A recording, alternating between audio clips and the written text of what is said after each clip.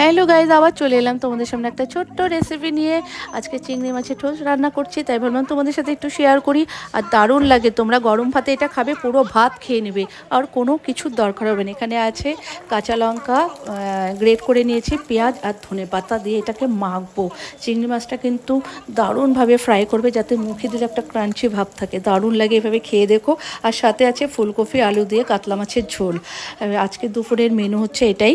তাই ভাবলাম না চিংড়ি মাছের টোস্টটা কীভাবে করছি সেটাই তোমাদের সাথে একটু শেয়ার করি। এটা দিয়ে মানে কাঁচা সর্ষার তেল দিয়ে মাখবে, ও গরম ভাতে আর কোনো কিছু লাগবে না। আমি তো ফুলকপি আর দিয়ে যে কাতলা মাছের ঝোল করছি ওটা আমার লাগবেই না, এটা দিয়ে আমি পুরো ভাত খেয়ে নেবো।